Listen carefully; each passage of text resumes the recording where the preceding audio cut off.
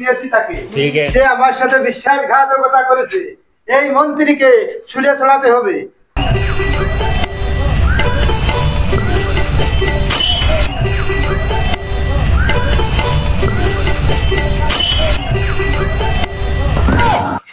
তোমার কোনো কাজ বাজ হয় না।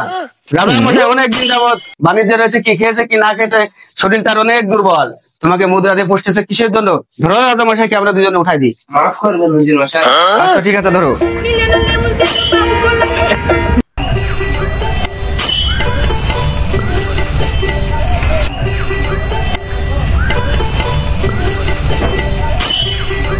সেনাপতি, আদেশ করেন মহারাজ। সেনাপতি, আজ 15 দিন ধরে আমি রাজ্যে নেই, বাণিজ্যে গিয়েছিলাম। আমার রাজ্যে আজ 15 দিন ধরে দুর্যোগ চলছে, খুব বৃষ্টিপাত হচ্ছে। তা আমার প্রজাদের কি খবর, আর তোমার রানী বেগম সাহেবার কি খবর, আমাকে বিস্তারিত একটু জানিয়ে দাও। বেয়াদবি মাফ করবেন রাজা মশাই, আপনি দীর্ঘদিন যাবৎ রাজপ্রাসাদে ছিলেন না। আপনাকে আমি সর্বপ্রথম বেগম সাহেবার খবরটাই দিই। দুর্যোগে রানীমাকে খাবার দেওয়ার সময় খাবারের ভিতর কি পয়জন যেন পড়ে রানীমার খুব অসুস্থ হয়। তবে টেনশনের কোনো কারণ নেই রাজা মশাই, রাজ্যের যে কবিরাজ আছে তাকে দিয়ে ট্রিটমেন্ট করে আপাতত রানীমা সুস্থ আছে। সাহস বদমাইশ, তুমি রানী বেগম সাহেবার সমস্যা তুমি আমাকে এখন খবর দিচ্ছ? বেয়াদবি মাফ করবেন রাজা মশাই, আপনার রাজ্যের প্রজাদের তো অনেক সমস্যা, তবে আপনার অনুপস্থিতিতে আমি তো কোনো সিদ্ধান্ত নিতে পারি না, কারণ এই রাজ্যের রাজা তো আপনি। আপনি না আসলে আমি কোনো সিদ্ধান্ত যেতে পারি না। বেয়াদবি মাফ করবেন রাজা মশাই।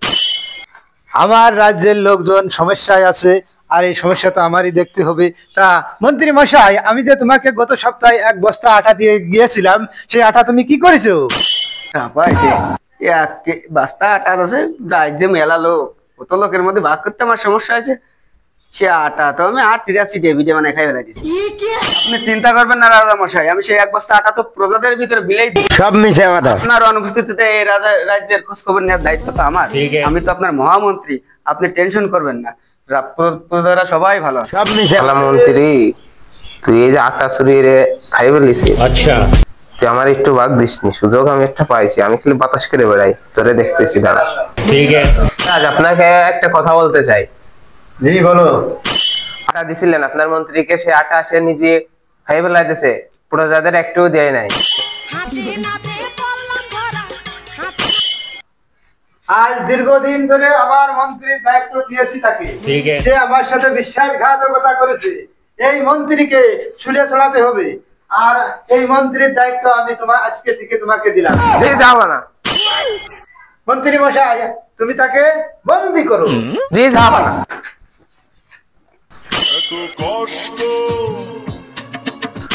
জল্লাদ, এর গর্দান নিয়ে নাও।